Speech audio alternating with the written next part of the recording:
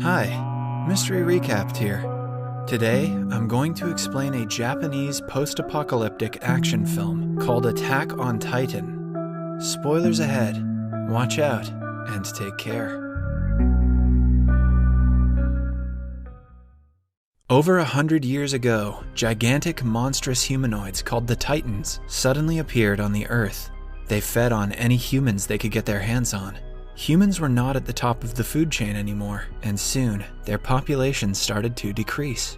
Even after many civilizations were wiped out, mankind hadn't found a way to fight the Titans, so instead they settled on limiting their freedom to be safe.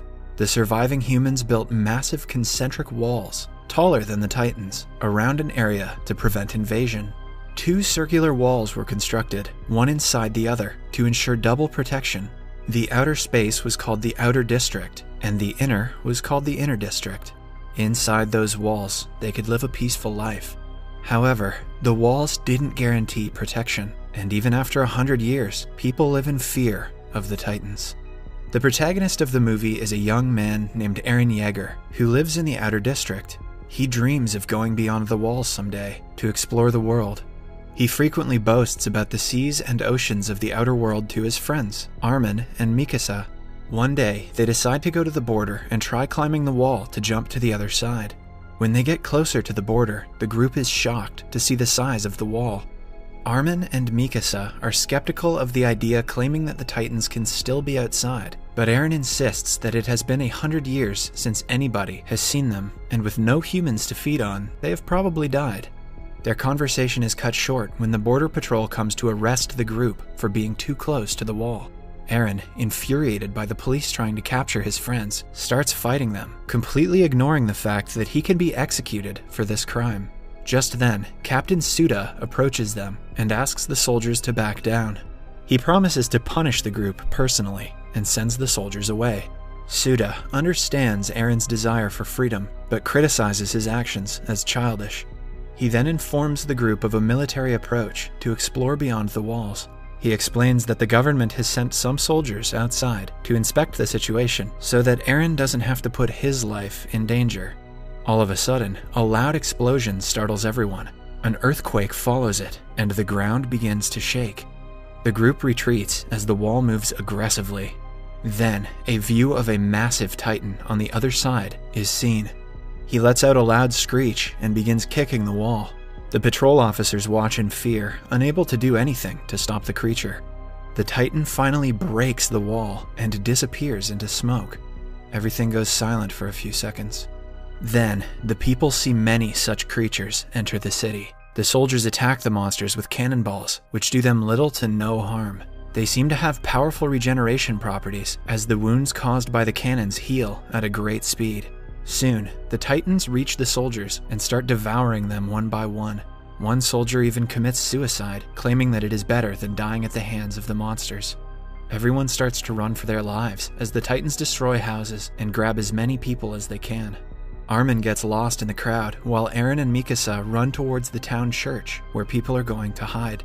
Mikasa notices a little child on the ground, about to be stepped on by the running crowd. She goes to save the child, but gets separated from Eren in the process. Eren gets dragged inside the church, but the people close its entrance right after, not letting anyone else get in. Eren watches his dearest friend from the church's window as she is approached by a female Titan with terrifying teeth. Mikasa knows that nothing can save her now, so she just lowers her head, accepting her fate. Just then, a loud explosion sends everyone inside the church backward. When Eren looks outside again, Mikasa and the Titan are nowhere to be seen. He runs outside, looking for Mikasa, only to come across the ruins of the city that once used to be his home. When Eren turns around, he sees the monsters ripping the church apart and devouring everyone inside. He wanders into the destroyed city, hopelessly. Cut to 2 years later, all survivors from the previous Titan attack have moved to the Inner District. The military is now planning to get the Outer District back. After the horde of refugees moving into the Inner District and abandonment of the fertile farmland of the Outer one, the scarcity of food starts killing people. If this continues, everyone will eventually die of starvation. Their only option for survival is to take over the Outer District and repair the broken wall. The director of the military forces is named Kubal. He gives the soldiers a heartfelt speech and calls a girl named Hans on the stage. She is the head expert of the troops' new weapon. Hans demonstrates a new omnidirectional mobility gear that she claims will help them fight the Titans, but she attacks her own people by accident. Then, we see Aaron and Armin in the military crowd. It turns out that both of them survived the attack 2 years ago and now have joined the military. Aaron wants to avenge the Titans for killing the woman he loved, Mikasa. Captain Suda also survived the attack, but has lost his will to live. He is now a food distributor in the army and an alcoholic.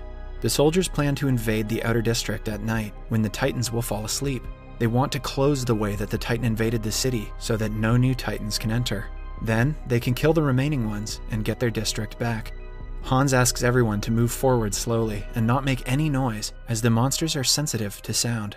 The entrance to the outside district opens, and the army drives out in military vans.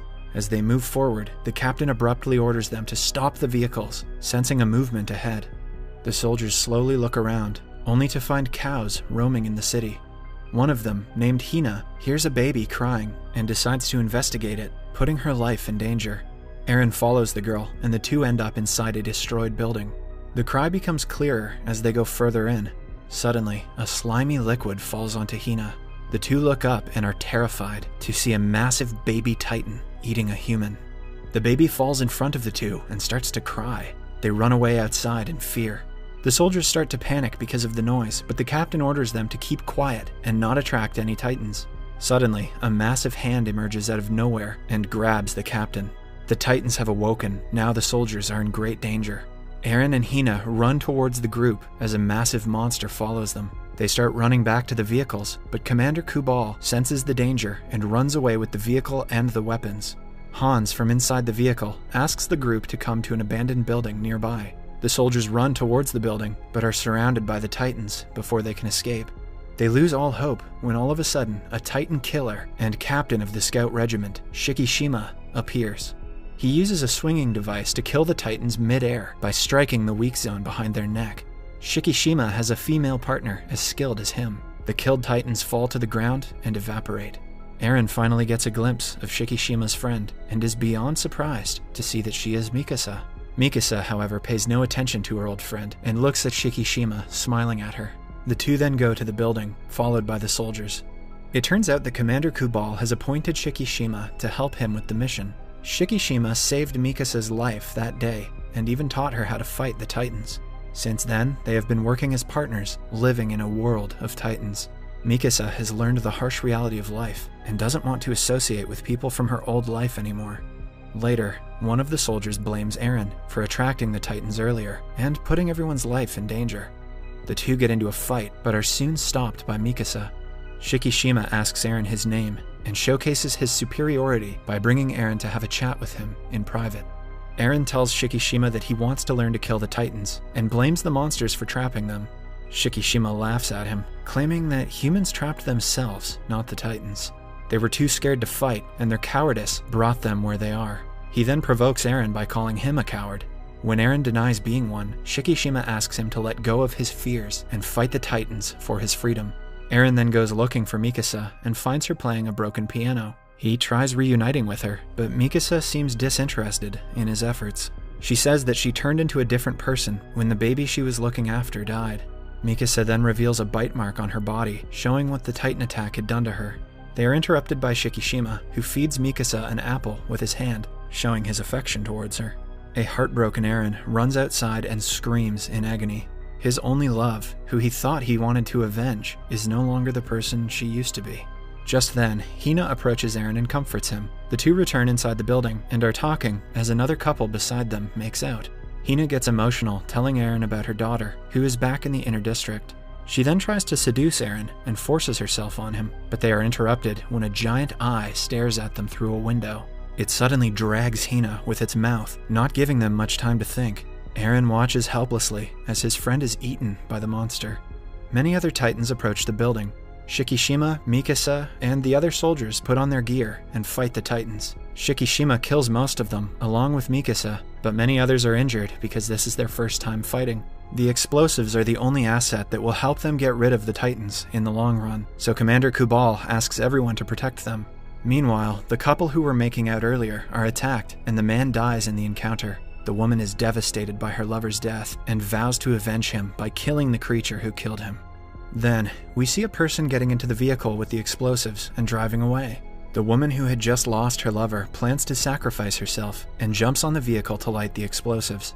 She takes over the steering wheel and drives towards the Titan who killed her lover. As she crashes into the Titan, the explosion blows up his legs. However, the attack doesn't work because the Titan's legs grow back quickly. The only way to kill them is to strike their weak spot. Eren is still on top of the building and hasn't helped others defeat the Titans yet. He remembers Shikishima's words from earlier and uses the springs to attack them. He struggles at first, but manages to make his first kill with a little guidance from Shikishima.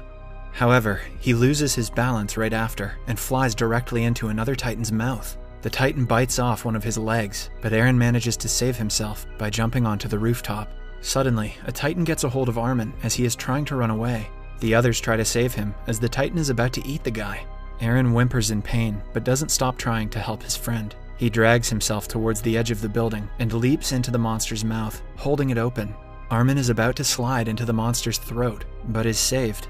However, Eren drops into the Titan's stomach in the process. There he lies, in between several dead bodies, one of them being Hina. Meanwhile, Mikasa and the others are on a rooftop, where Armin tells her about Eren's death. Mikasa fails to hide her emotions and is visibly sad to have heard the news. Furious, she launches at the Titans and kills every single one of them. However, her fuel runs out midway, making her fall to the ground.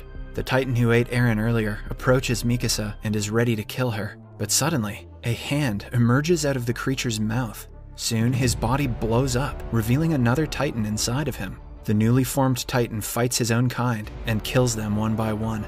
The surviving soldiers watch in awe as they realize the new Titan is actually Eren. After killing everyone, the Titan approaches the building aggressively. Eren seems to have forgotten who he is and is killing everyone in sight. The soldiers retreat in fear, except for Mikasa, who calls Eren's name. But he doesn't stop, and he grabs her.